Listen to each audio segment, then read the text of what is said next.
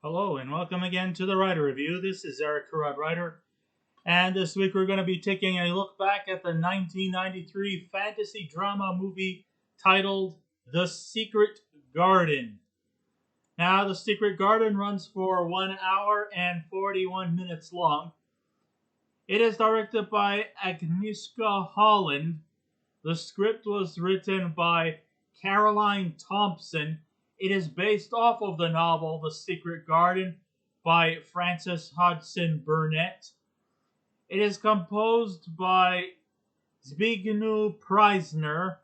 The cinematography was done by Roger Deakins, and it was edited by Isabel Lorente. And the stars of the movie are Kate Maberly, Heydon Prowse, Andrew Knott, Laura Crossley, John Lynch, Maggie Smith, Irene Jacob, Peter Moreton, Colin Bruce, and Walter Sparrow. And boy, oh boy, was this a good one here. Based on a novel by Frances Hodgson Burnett. This movie has been adapted many times before. And even as recently as 3 years ago, in 2020, they had another reboot of The Secret Garden. But this version of The Secret Garden is clearly regarded as one of the greatest children's fantasy stories of all time. It truly makes a clear statement of what it's like to be a child, and that through the usage of imagination and play, kids could ensure a happier, better life, even if their childhood upbringing has not always been up to par with a lot of people who live in the traditional two-parent households. Not all children live in two-parent households.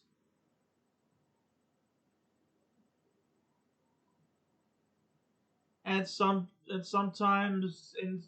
movie has a little bit of a therapeutic sign, because I think the garden itself has a lot of metaphors and a lot of deep meaning as I go along. The adults who watch this movie can reminisce about the days when our minds were preoccupied with innocence and a carefree lifestyle, which seems to sadly disappear as we grow older. Being a kid means exploring new people and places and finding ways about them that are both unique and provocative. And though it has been adapted many times, I think the 1993 version might stray a bit from the book, but however it stays true that it is better than the other adaptations before and after this one. Yeah, I may have went past the lines a little bit here and there, but it actually is one of the better ones than compared to when it was originally adapted, going way back over 100 years ago, maybe even 110.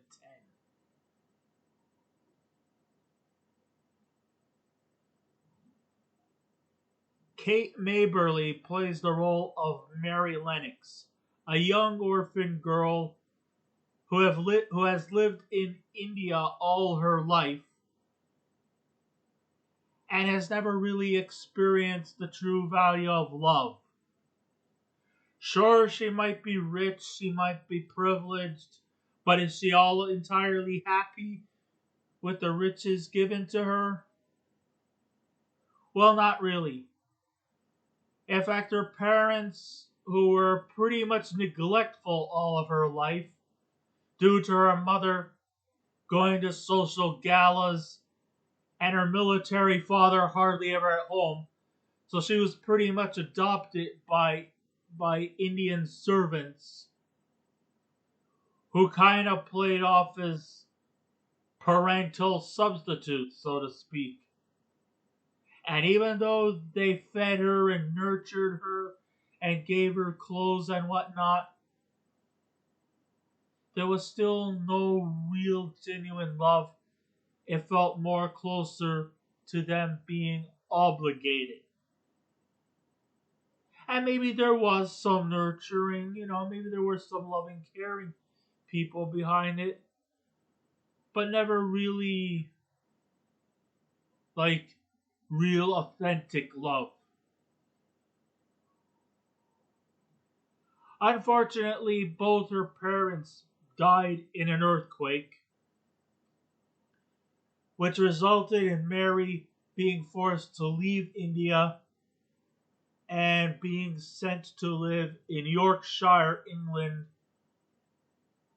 in a pretty old, dark, almost gothic type house in the Victorian era, with her chronically grief stricken uncle, Lord Archibald Craven, played by John Lynch, who has not been able to get over the death of his wife Lily, who is, of course, Mary's aunt.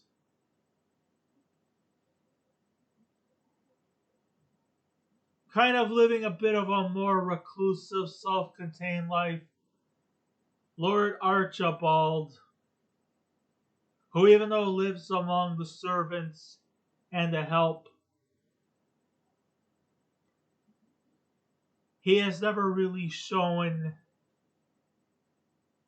very much true signs of life since his wife's passing. And he also, I believe, also has a hunchback on him. Does he have any children? Apparently, yes. He has a son named Colin, who, even though live in the same household, they're actually very, very much quite estranged from one another. But then again, Colin is pretty much estranged from everyone, and I will get more into that. They reside in a stunning mansion called Misselthwaite, which is looked after by the intimidating and strict Mrs. Medlock, played by Maggie Smith, who may come across as being cold, somewhat mean spirited, and maybe even at times distant. I still don't really actually think of her as being evil or maybe even a full blown antagonist, but maybe just someone who seems to adapt to her somewhat restrictive, venomous demeanor.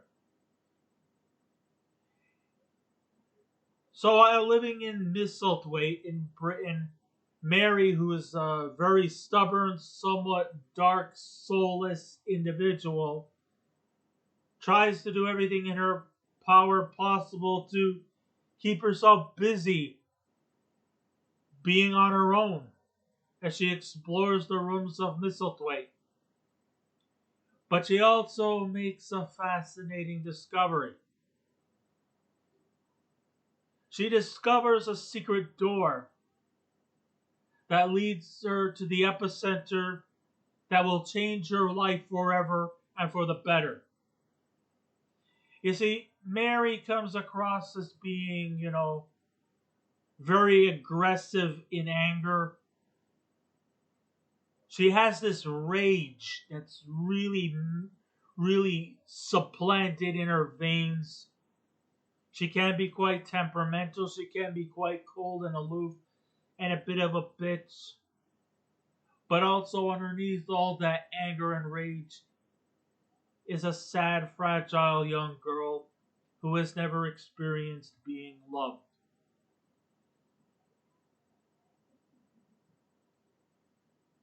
But it's through what's behind this secret door that would be the antidote that would change her life to become a better person. Inside the secret door is a garden with plants not fully blossomed, beautiful statues, and other essential elements that has a certain level of amazement to a child. A place where kids and adults can frolic and explore the beauties of nature. The green grass, the multicolored flowers, the blossoming trees, and the statues. This is a place where a kid and adult can enjoy life and enjoy nature. But it has been sorely and sadly unkept since Lily's death, as Lord Craven had decided to close the doors forever because they reminded him too much of Lily. And the less he thinks of Lily, the more better he feels. It is here that Mary befriends a young boy by the name of Dickon, played by Andrew Knott, who enjoys nature and helps her grow plants, and does everything he can to make this garden gorgeous and immaculate.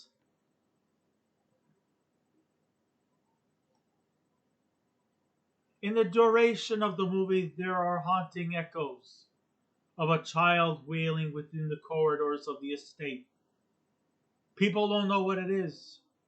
Some people are even go around saying that's probably just the mansion ghost. But the wailing to Mary makes her think that there's more to this than meets the eye, and that she doesn't agree that the servants and the help like to make her believe that this sound is the sound of a wailing spirit of a child. But is it? As time goes on, she keeps hearing more sounds of a child wailing within the corridors of the estate, and Mary makes yet another discovery. It is discovered where Mary meets a young, sickly, neglected, misunderstood child who goes by the name of Colin Craven, played by Heydon Prowse, I believe, and is the son of Lord Craven, aka Mary's first cousin, who lives here as well. Colin is a perpetually bedridden young kid whose life has never really been out there except for the confines of remaining perpetually bedridden because nobody wants to go near him. And all these servants who are not necessarily medical trained use all old archaic medical apparatuses to try to make him feel better or to lure people away from him. Everybody wants him to be avoided like the plague.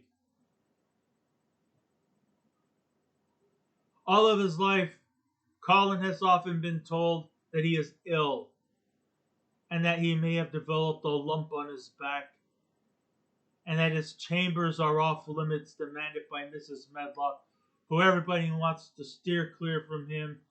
They're forced to wear masks when he's around so that they don't catch whatever alleged illness he has. And while Colin believes he is sick, there's a part of Mary who believes that there is nothing wrong with him and that he's just complying and going along with what everybody is telling him.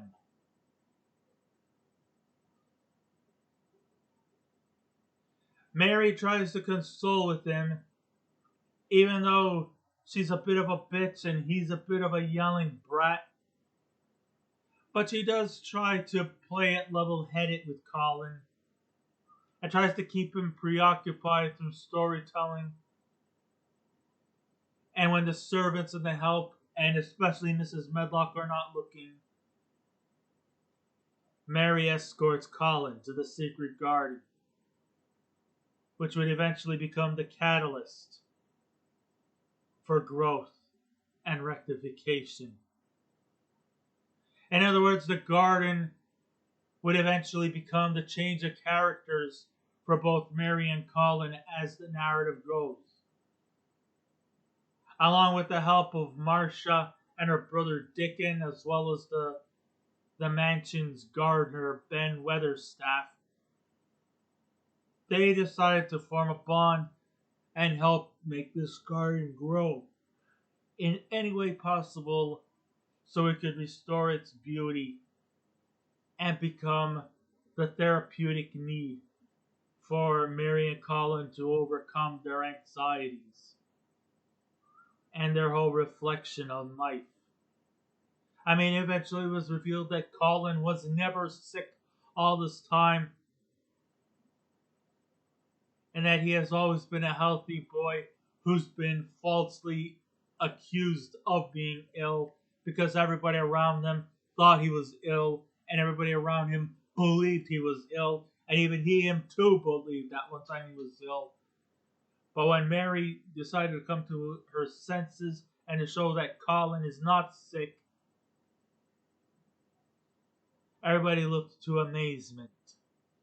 Some of them looked to great concern, especially Mrs.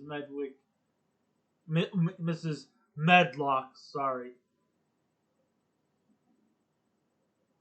But Colin tells her that he doesn't really need her services anymore,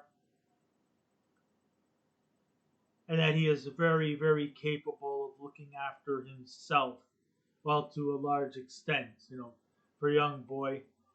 And that as the head of the estate and actually reigns more superior to her, he dismisses her, which inevitably leads up to her officially signing her resignation.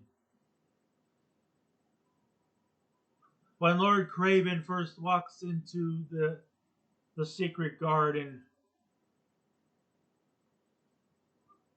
he is reunited with his son Colin and vows that he will be a part of his life.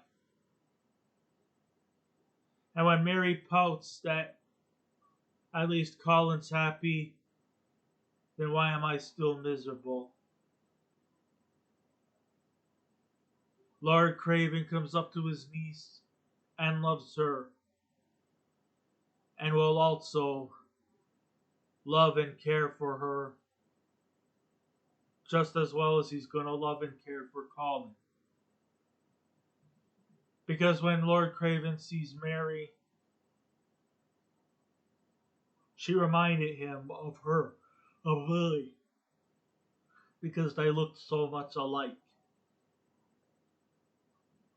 The garden opened their eyes, and for once they discovered that the world isn't as cruel, dark, and neglectful. As long as they have each other in their lives, that's really what all that matters to them. The movie is truly an enchanting one, set around the parameters of an infertile domain. The cinematography was done to perfection by the legendary Roger Deakins and Jerzy Zielinski, who captures the beauty of the scenery that would very much likely put a smile to your face. It's a very beautiful picture, by the way. The music in the background keeps all the scenes as a whole while keeping it very uplifting. But through all the breathtaking sights and youthful spirituality, it is the performances that are the real difference makers in this movie. Kate Maberly, though very young here, shows a great level of maturity beyond her years. And the way her character evolves from a loud, obnoxious, whiny bitch to a much more lovable, likable, level-headed character. She truly delivers her role to near perfection. When I first see her at first as Mary, I hated her. But at the same time, I understood her situation. And once she befriends her cousin Colin and discovers the secret garden, I started to like her very much. And in the end, she turned out to be a very likable character in the end. I like it when characters start to evolve. Colin also evolves too. I mean, the other performances that I was invested into was Colin, and Heydon Prowse was also fascinating here as well. And even too, just like Mary, I also thought the kid was annoying at first, spoiled, paranoid, and distanced. But like Mary, once he discovered the garden, he became a changed kid. Once he discovers he's not really sick, we see him grow in character for the better. Legendary performer Maggie Smith turns in an outstanding performance as the intimidating Mrs. Medlock. At first glance, you may think of her as the villain of the story because she comes off as cold, bitter, and maybe even somewhat abusive at times to their workers, especially Marcia. And she was very meant to be mean-spirited towards Mary. But she is not completely as evil as we all think she is. She just wanted to do good for Colin and was just protecting him and endangering his alleged fragile health, and that she was trying to help him out get well.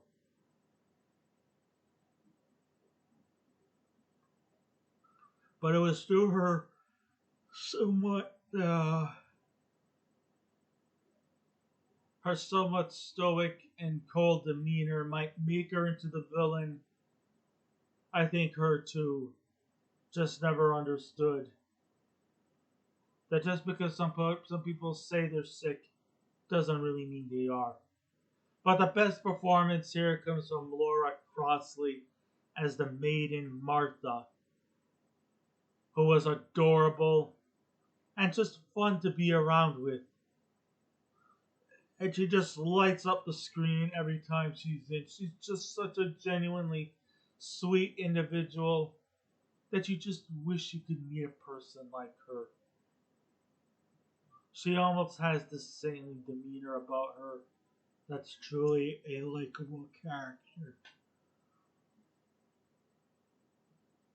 And though the story is rather simple to follow, it still holds a special place to the hearts of many, including me. There is little to any faults and weaknesses, and it is truly a great film the whole family could enjoy. So I strongly recommend you see this version of The Secret Garden, being that it stays true to the novel it's adapted from, most of the time.